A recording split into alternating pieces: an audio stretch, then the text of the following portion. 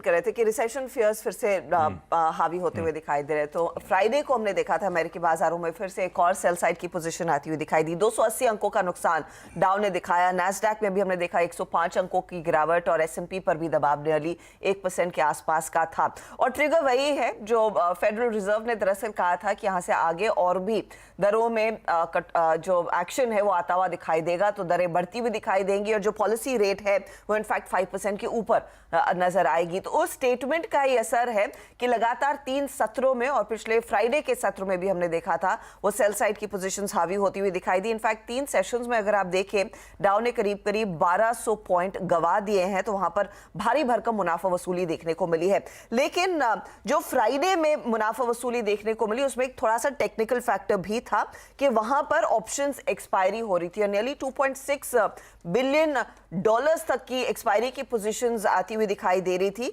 तो उसका भी कुछ मार्केट पर इंपैक्ट आता हुआ दिखाई दिया। वॉल्यूम्स के लिहाज से काफी बड़ा दिन था फ्राइडे को। अच्छा, कहां पर प्रेशर आया तो कंज्यूमर डिस्क्रिशनरी में हमने देखा दबाव बनता हुआ दिखाई दिया। रियल एस्टेट में हमने देखा दबाव है। ऑफ कोर्स टेक्नोलॉजी कंपनियों में भी बिकवाली हावी होती हुई दिखाई दी। एक्सेंचर ने जो इनफैक्ट आउटलुक दिया है वो थोड़ा सा नरम पड़ता हुआ दिखाई दिया। और एक और फैक्टर है फ्राइडे के सेल साइड की पोजीशंस के पीछे जो गोल्डमैन एंड सैक्स की तरफ से प्रेशर आता हुआ दिखाई दिया। दरअसल गोल्डमैन ने कह दिया है कि जनवरी ऑनवर्ड्स वो करीब 4000 कर्मचारियों की छटनी करते हुए दिखाई देंगे।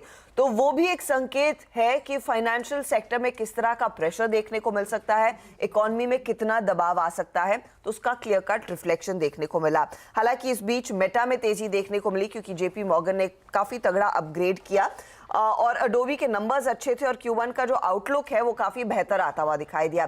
तो थोड़ा सा मिला जुला था रिजल्ट्स के लिहाज से ओवरऑल स्टॉक स्पेसिफिकली, लेकिन सेंटिमेंट थोड़ा सा नरम पड़ता हुआ दिखाई दे रहा है। और तमाम जो फेडरल रिजर्व के जो ये मेंबर्स हैं उनकी तरफ से जो अलग अलग बयान आए हैं वो अभी भी इंडिकेट यही कर रहे हैं कि रिसेशन हावी होता हुआ दिखाई देगा, साथ ही साथ कुछ और एक्शन देखने को मिलेगा। इनफैक्ट किसी ने तो ये भी कहा था कि 7% तक की स्थिति भी आती हुई दिखाई दे सकती है फेडरल रेट में, लेकिन वो ऑफ कोर्स बहुत ही बेरिश व्यू है।